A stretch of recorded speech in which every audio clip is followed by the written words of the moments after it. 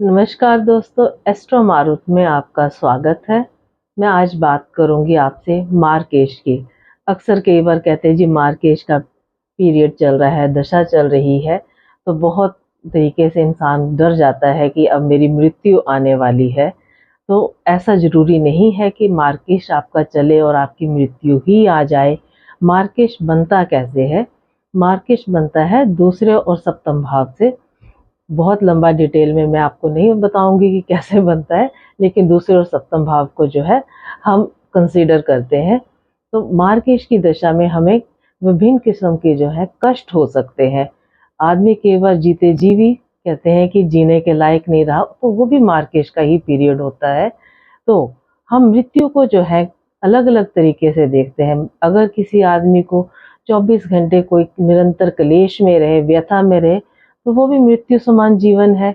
अगर वो शत्रुओं से ही घिरा रहे, तब भी इसमें कोई कमी नहीं है, या शत्रुओं का आपको हमेशा भय लगा रहे, तो वो जीवन भी कोई सुकून का जीवन नहीं है, उसे मृत्यु समान जीवन ही माना जाता है।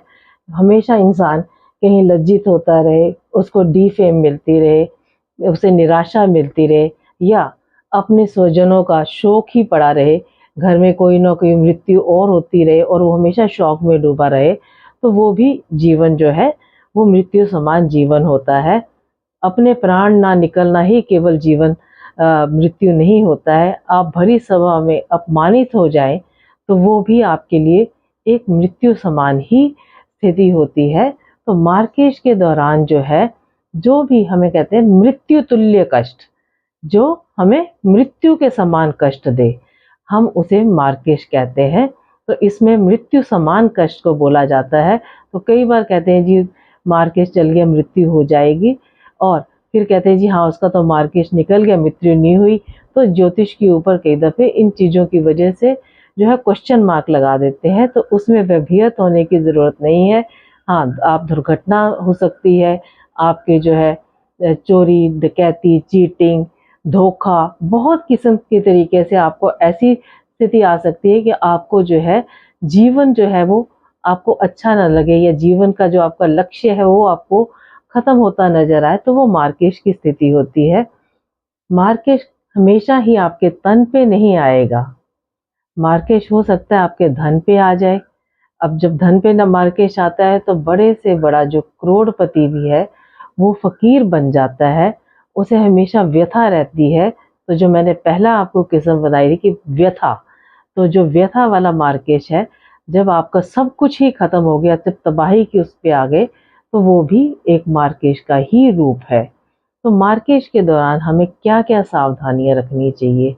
अगर आप ड्राइव करते हैं तो व्हीकल आराम से चलाएं। रात के समय आप रैश ड्राइविंग से बचें, या घर से बाहर ना निकलें, लंबी यात्रा जाने से बचें। जिन स्थानों पे आपको जाने से भय लगता है, ऊंचाई, वहाँ ना जाएं। पानी के पास अकेले ना जाएं। आप इस पीरियड के दौरान महामृत्युंजय का जाप स्वयं करते रहें, तो बहुत हद तक मार्केश टल जाता है।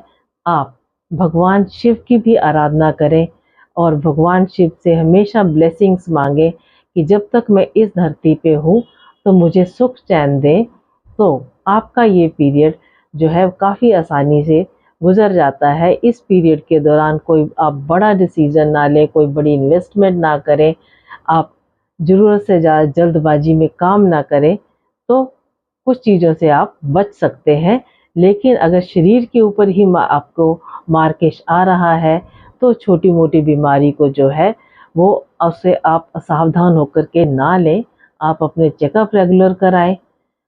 अगर आप मेरे दिए हुए सुझाव जो है वो पसंद आते हैं, तो आप मेरी वीडियो को शेयर, लाइक और सब्सक्राइब करना बिल्कुल ना भूलें। धन्यवाद।